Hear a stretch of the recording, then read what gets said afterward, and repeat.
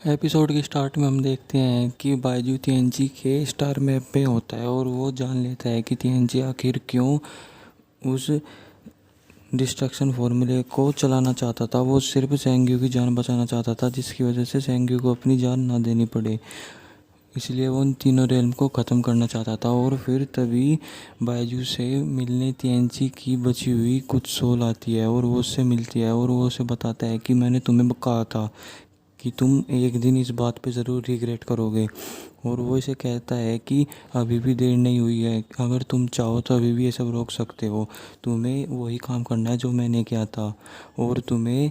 सेंग्यू को instruction feather को लेने से रोकना होगा किसी भी तरीके से। और तभी हम देखते हैं वहाँ दूसरी ओर पिलग्रिमेज हॉल में सेंग्यू इंस्ट्रक्शन फैदर को कंप्लीट तरीके से कल्टीवेट करके अपने कंट्रोल में करना चाहती थी। लेकिन तभी वहाँ पे बायजू आ जाता है और उससे कहता है कि मैं पावर स्टार के नीचे खड़ा था तो मुझे याद आया कि तुमने मुझसे एक वादा किया था कि तुम मुझसे मिलोगी। और वो उसे अपने साथ ले जाने लगता है, जिस पे मना कर देती है। कहती है कि मुझे अभी इंस्ट्रक्शन फैदर को कल्टीवेट करना है और गॉड ऑफ चाओस बनना है जल्द से जल्द। जिस पे वो उसे मना करता है कि अभी रुक जाओ, पहले तुम्हें मेरे साथ जो तुमने प्रॉमिस किया है वो फुलफ़िल करना पड़ेगा उसके बाद। और वो उसे अपने गले लगा लेता है और वो दोनों रोने लगते हैं। और फिर वो उसे अपने साथ माउंट लुकआउट पे लेकर चला जाता है। और हम देखते हैं कि वहाँ हेवन और अर्थ के प्लेटफॉर्म के पास चिंची आया हुआ होता है और वो उस हथियार से जो उसने शून्य ने दिया था उससे वहाँ पे हमला कर देता है और वहाँ सबको दिखा देता है कि अगर हमें पूरी दुनिया को बचाना है तो गॉड ऑफ चाओस को अपने आप को सेक्रीफाइस करना होगा। और ये सब देख के वहाँ पे वो लोग सभी गॉड को और मास्टर जियांग को भी बुला लेते हैं। और जियांग वो चीज़ सबसे छुपा रहा होता है, लेकिन गॉडेस ऑफ स्नो ये बात सबको चिल्ला चिल्ला के बता देती है कि उस पर क्या लिखा हुआ होता है। और वो सभी तभी मास्टर जियांग से पूछते हैं कि गॉडेस ऑफ चाओस कहाँ पे है, उन्हें यहाँ पे बुलाइए, वही है जो सिर्फ हमें यहाँ से बचा सकती है। जिस पे वो कहते हैं कि वो अभी यहाँ पे नहीं है, वो बाहर गई हैं। जिस पे वो सब कहते हैं तो क्या वो हमें वहाँ से ऐसी हालत में छोड़ के चलेंगे। जिस पे वो गुजुन कहता है कि तुम कैसी बात कर रहे हो, तुम्हें पता नहीं मास्टर ने पूरी दुनिया को बचाने के लिए वहाँ पे पूरे सी को रोका हुआ था। जिस पे वो कहते हैं कि मैं ऐसा कुछ कह नहीं रहा, मैं बस बता रहा हूँ। तो जियांग उन्हें कहता है कि तुम लोग मेरा यहीं पे इंतज़ार करो, मैं 24 घंटे के अंदर अंदर तुम्हें लोगों को आके बताता हूँ कि आखिर वो कहाँ पे है। और हम देखते हैं कि बायजू और सेंग्यू माउंट लुकआउट पर चले जाते हैं और वहाँ जाके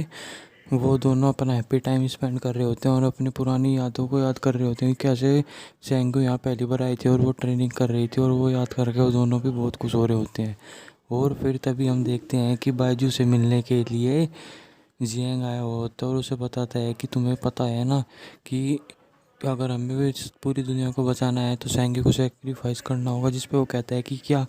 ये ज़रूरी है, हम इसके लिए कोई और रास्ता भी तो ढूंढ सकते हैं। और ये ज़रूरी है क्या क्या सिर्फ सेंग्यू अपनी लाइफ दे इन सब चीज़ों के लिए। जिस पे जियांग उसे कुछ नहीं कह पाता और उसे कहता है कि उसे वहाँ पे लेके आ जाना। और वो वहाँ से चला जाता है और हम देखते हैं कि माउंट लुकआउट पर रात हो गई होती है और सेंग्यू भी वहाँ पे होती है और वो बायजू से बात कर रहे होते हैं वो दोनों। तभी वो अपनी सारी मेमोरीज़ को याद करते हैं और वो बायजू पर मैजिक कर देती है, जिसकी वजह से वो हिल भी नहीं पाता। और फिर वो उससे कहती है कि मुझे पता है तुम मुझे यहाँ पे क्यों लेके आए हो, कि मेरी अगर मैंने इंस्ट्रक्शन फैदर को अपने कंट्रोल में किया तो मुझे गॉड ऑफ चाओस बनने के बाद उस सारी पावर को कंट्रोल करना होगा। जिस पे बायजू बहुत रोता है और वो बायजू के अंदर से इंस्ट्रक्शन फैदर को निकाल लेती है और उसे बेहोश करके वहाँ पे सुलाकर और उसके चारों तरफ बैरियर लगाकर चली जाती है। और हम लोग देखते हैं वहाँ पे गोल्ड रेल में सभी लोग इंतज़ार कर रहे होते हैं कि मास्टर जियांग कब आएंगे, क्योंकि आधे से भी ज़्यादा दिन निकल गया होता है और डिस्ट्रक्शन शुरू होने लगा होता है। तभी जियांग वहाँ पे आता है और कहता है कि सेंग्यू अभी थोड़ी देर में यहाँ पे आ जाएगी। जिस पे वो सभी लोग खुश हो जाते हैं। और तभी हम देखते हैं कि वहाँ पे सेंग्यू भी आ जाती है और वो इंस्ट्रक्शन फैदर को कंट्रोल करने लग और जिसे देख के वहाँ पे सभी गॉड रोने लगते हैं। और जियांग सेंग्यू को रोकने की कोशिश करता है। वुहेन, गुजुन और सभी गॉड वहाँ पे रो रहे होते हैं जब वो देखते हैं कि सेंग्यू उन सभी के लिए सेक्रीफाइस कर रही होती है। और हम देखते हैं कि वहाँ पे नीदरलैंड में ओवरलॉर्ड चेंची से कह रहा होता है कि मैंने यहाँ 70,000 सालों से इस चीज़ का इंतज़ार किया था कि कोई आए और वो इस पूरी चाउज़ को अपने कंट्रोल में लेके ख़त्म हो जाए, जिसकी वजह से मुझे गॉड ऑफ चाउज़ होने की वजह से मुझे कोई अपनी कुर्बानी नहीं देनी पड़ेगी। और हम देखते हैं कि वहाँ पे माउंट लुकआउट पे बाइजू को भी होश आ जाता है और वो बैरियर से बाहर निकलने की कोशिश करता है, लेकिन इस बात का पता सेंगी को भी लग जाता है कि वो बैरियर को तोड़ रहा है। और तभी हम देखते हैं कि वो वहाँ पे सभी लोग बहुत रो रहे होते हैं, वो सभी सेंग्यू की मदद कर रहे होते हैं इस चाउस को रोकने में, लेकिन वो अपने आप को सेक्रीफाइस करने के लिए चली जाती है। और हम देखते हैं कि बाइजू भी बहुत मेहनत कर रहा होता है उस बैरियर को तोड़ने के लिए, वो अपनी पूरी पावर का इस्तेमाल कर देता है उस बैरियर को तोड़ने के लिए और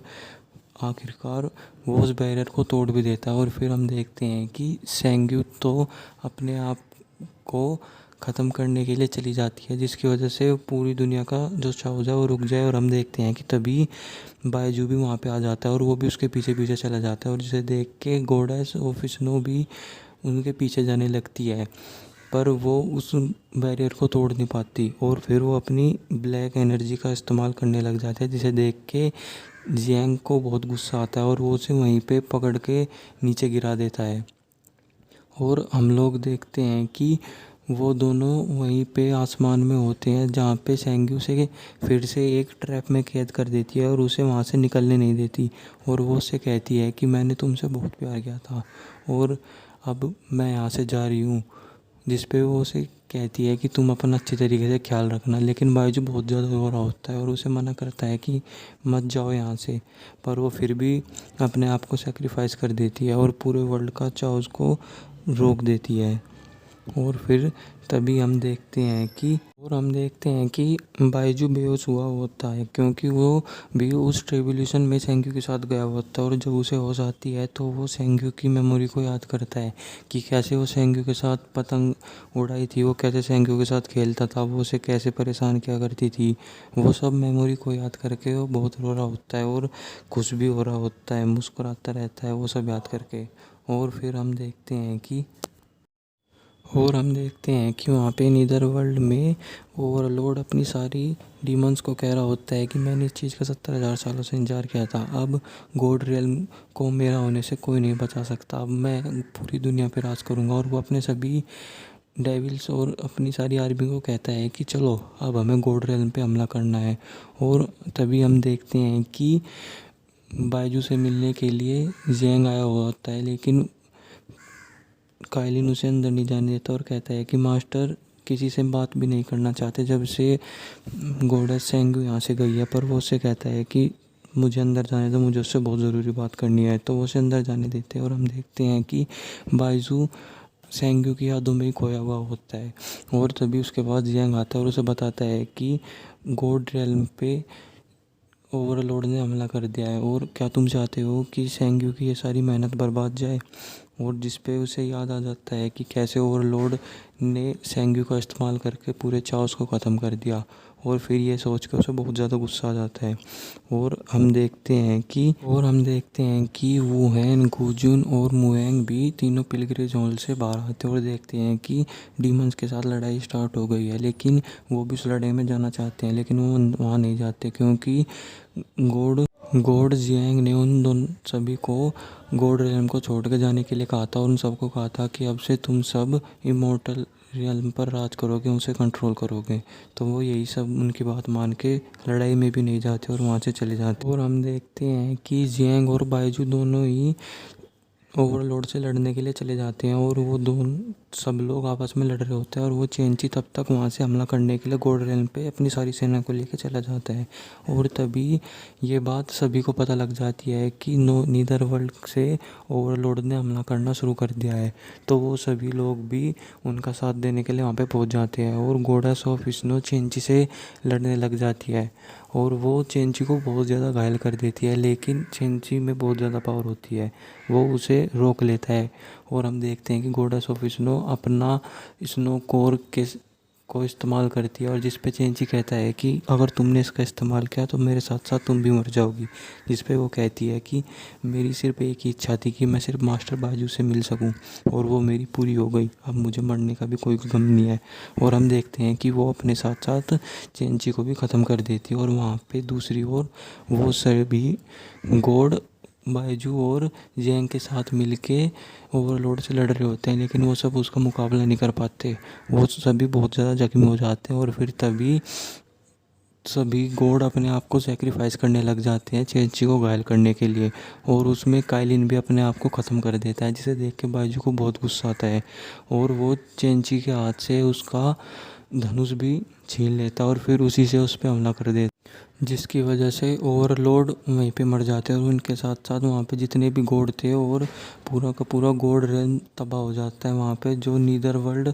और गॉड रेल्म के बीच में जो रास्ता था वो पूरा तबाह हो जाता है और तभी से ही यहाँ पे सारा एग्जिस्टेंस ख़त्म हो जाता है। और तभी हम देख कि जब 60,000 साल पहले डीमंस और गॉड की लड़ाई हुई थी उसमें गॉड रेल्म तबाह हो गया था और सिर्फ इमॉर्टल रेल्म बचा था और उसमें सिर्फ 3 गॉड बचे थे, जिसमें थे गॉड मुयुन, गॉड गुजुन और गॉड वुएन। और वो तीनों ही इन अब बचे हुए तीनों रेल्म पे राज किया करते थे और सिर्फ वो 3 ही गॉड बचे थे इस पूरी दुनिया में। और वो जिस जगह पे रहते थे वो थी हेवनली रेल्म। और आज वुएन और मुगेंग की शादी का दिन होता है, जिस पे वहाँ पे बहुत बड़ा जश्न होता है और जब उनकी वेडिंग सेरेमनी होती है तभी वहाँ पे गुजुन आता है और वो उन्हें एक एग को दिखाते हुए कहता है कि ये मेरी बेटी है। और तभी वुएन भी ये कह देती है कि ये मेरी बेटी है जो मुझे गुजुन की साथ के उससे हुई थी। और तभी वहाँ पे गुजुन एक गॉड को बुलाता है और उससे चेक करवाता है कि चेक करो कि इसके अंदर जो चाइल्ड है वो गॉड है या नहीं, जिस पे वो उसे चेक करता है और बताता है कि इसके अंदर जो लिटिल